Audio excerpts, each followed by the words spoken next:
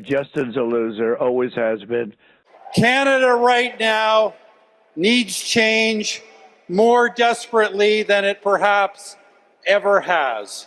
My choice, without hesitation, without equivocation, without a shadow of a doubt, is Pierre Poilievre. Mark Carney insulting Doug Ford and Danielle Smith. We're fighting the Americans in the pocketbook. We have retaliatory tariffs on them.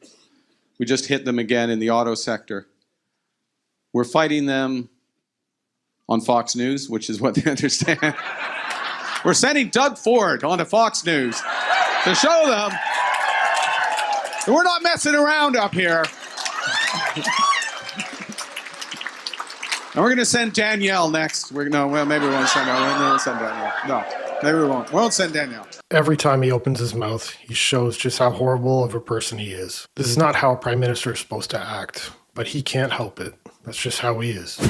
Well, I've noticed this with progressive men, how much they talk about how much they support women until they meet a strong conservative woman. And so this is a pretty consistent type of approach that I've seen, not only from the current prime minister, but the former one as well. And the attitude is, sit down and shut up. Well, I don't shut up. I make sure that Albertans know exactly how I feel about issues, and I'm going to continue advocating on behalf of my province, whether he likes it or not. Carney is extremely threatened by Danielle Smith, and he should be. Unlike himself, she has intelligence and morals. This is how he acts if you don't bow down to him. It was a lighthearted comment. I have a lot of respect for the Premier. There was a lot of opportunity for Alberta, for Canada, and my government will spare no effort to make sure that the people of Alberta, the people of Canada realize those opportunities. It's a lighthearted comment. It's a teachable moment. We can do no wrong, and that's okay.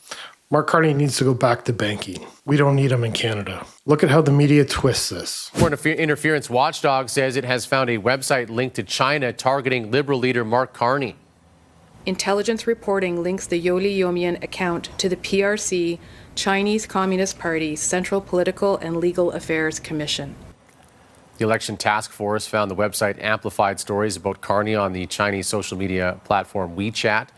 Officials estimate the post could have been viewed up to 3 million times. Most of the posts are positive toward Carney. Others point to his lack of political experience and his French skills.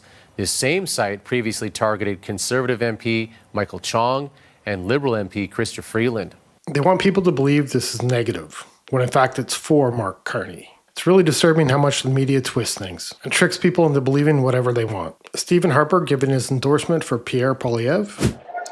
As someone who had the honor of serving as your prime minister, being prime minister is a trust. It is a trust to take this incredible country that our ancestors bequeathed us and to leave it stronger, more united, more compassionate, and more confident than we found it. But that is not the story of the past decade, and that has got to change. You know, friends, I am in a unique position in this federal election. I am the only person who can say that both of the men running to be prime minister once worked for me. And in that regard, my choice, without hesitation, without equivocation, without a shadow of a doubt, is Pierre Poilievre. This event had an estimated 15,000 people attending, while Carney had his own rally in BC, which had about 1,500. Do not believe the fake polls. Blanchet, letting the media know exactly what he thinks about Carney. Do you think Mr. Carney understands Quebec? I think he does not give a damn. It is a problem for him to be forced to try to speak French, and he doesn't like it, and he does not really understand. And then he will have to come in a debate against two guys who speak French pretty well, still improving. He doesn't like us so much. He will never say that he does not like us, but I don't feel the love. I don't feel interest for Quebec. I don't feel interest for the difference. I don't feel interest for the language. I don't feel interest for the culture. I don't feel interest for anything which is Quebec. He doesn't say the words lumberwood. He doesn't say the word aluminum. He doesn't say the word fisheries. He doesn't say the word aerospace. He doesn't. What defines us is not even part of his vocabulary. He still has 3 weeks to show that even in minority, it wouldn't be so bad. Because for the time being, I don't see what's good for Quebec in it. That's it for this one. See you in the next one. Have a great day.